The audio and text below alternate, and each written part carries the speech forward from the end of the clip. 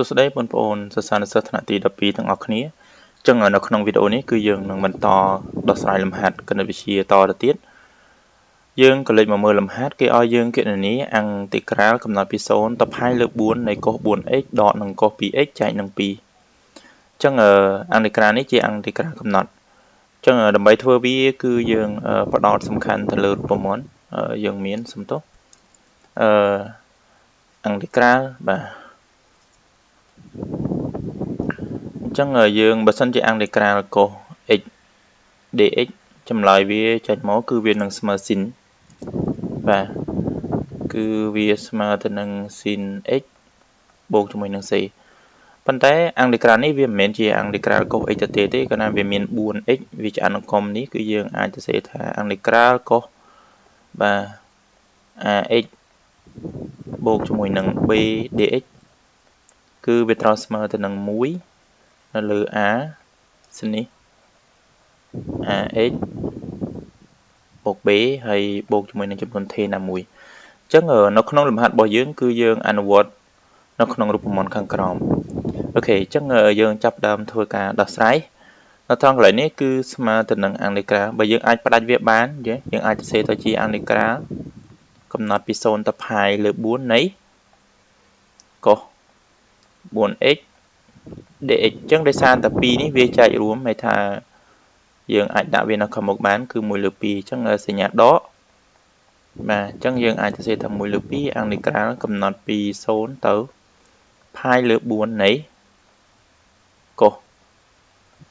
បាទ2 dx តមកទៀត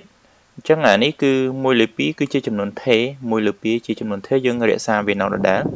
យើងអនុវត្តនៅរូបមន្តខាងស្ដាំវាស្មើ1លើ a អញ្ចឹងនៅមុខ x ហ្នឹងគឺជា a អញ្ចឹង a របស់យើងនៅកន្លែងនេះគឺវាន័យថាវាស្មើទៅនឹង4ណាដូចអានេះអញ្ចឹង a របស់វាគឺស្មើទៅនឹង2មេគុណ a អញ្ចឹងនៅត្រង់កន្លែងនេះគឺ1លើ a ន័យថាយើងគុណជាមួយនឹង1នៅលើ4អញ្ចឹងទៅជាស៊ីននៃ4 x វិញដដែលបាទកំណត់ពី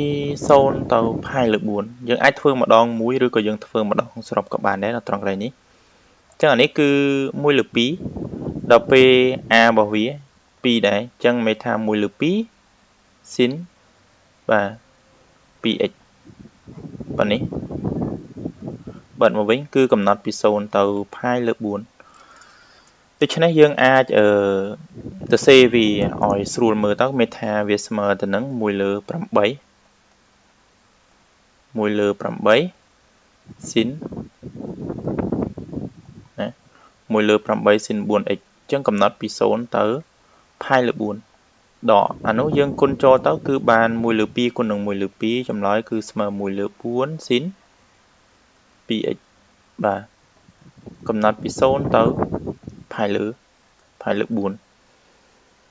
កាលណាយើងគណនាអង្តិក្រាលចេញឲ្យហើយយើងនៅតែចំនួនលេខទេអញ្ចឹងផ្អែកទៅលើអង្តិក្រាលកំណត់បាទអង្តិក្រាលកំណត់ពី a ទៅ b នៃ f នៃ x dx ចម្លើយរបស់វាគឺស្មើទៅនឹង f នៃ b ដកឲ្យ f នៃ a មានន័យថាយើងជួសគោលលើមុនហើយតមកទៀតយើងដកជាមួយនឹងយើងជួសគោលក្រោមចូលតែម្ដងអញ្ចឹងនៅត្រង់កន្លែងនេះយើងគណនាមកខាងមុខនេះសិនហើយបានយើងគណនាមកខាងក្រោយនេះទៀតអញ្ចឹងយើងអាចទៅសេថាស្មើនឹងបាទខាងមុខគឺ1លើ8ស៊ីន4បាទគុណហ្នឹងអញ្ចឹងយើងជួសគោលលើមុនគឺផាយលើ4ដកហ្នឹងបាទជួសចប់មានថាបាន f នៃ b ហើយដកជាមួយនឹង1លើ8ដដែលប៉ុន្តែស៊ីននៃ0ណាមានថា4គុណនឹង0វាស្មើទៅនឹង0អញ្ចឹងទៅសេយកតែម្ដងទៅដកបាទអញ្ចឹងផ្នែកខាងក្រោយម្ដងគឺ1លើ4ស៊ីន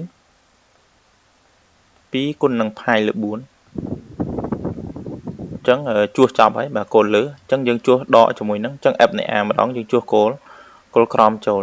អញ្ចឹងបាន1លើ4ដកជាមួយនឹងស៊ីននៃបើសារតែវាស្មើ0អញ្ចឹង2គុណ0ទៅ0អញ្ចឹងយើងអាចទៅសេយកតែម្ដងនៅត្រង់កន្លែងនេះយើងពិនិត្យមើលនៅត្រង់កន្លែងនេះយើង4ចែកនឹង4ទៅបាទវាស្មើទៅនឹងផាយណាសល់ផាយអញ្ចឹងស៊ីនផាយគឺអត់មានទេ sin pi ហ្នឹងគឺស្មើ0បាទ sin pi គឺស្មើ0អញ្ចឹង0គុណនឹងកន្លែងនេះគឺស្មើទៅនឹង0ដល់ពេល sin 0ក៏ស្មើ0ដែរចាំន័យថាដក0ទៅគឺស្មើ0ដដែល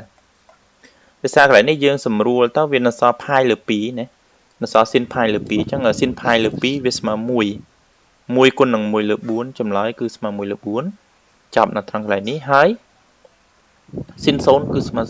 0 0គុណនឹង1លើ4ក៏ស្មើ0អញ្ចឹងខាងមុខគឺ0ហើយអញ្ចឹងជាចម្លើយគឺដក1លើ4ណាអញ្ចឹងចម្លើយរបស់វាគឺអង្គតិក្រាប៉ុណ្នេះគឺស្មើនឹងដក1លើ4អរគុណច្រើនចំពោះការទស្សនាវីដេអូហើយយើងនឹងបន្តជួបគ្នានៅក្នុងវីដេអូក្រោយ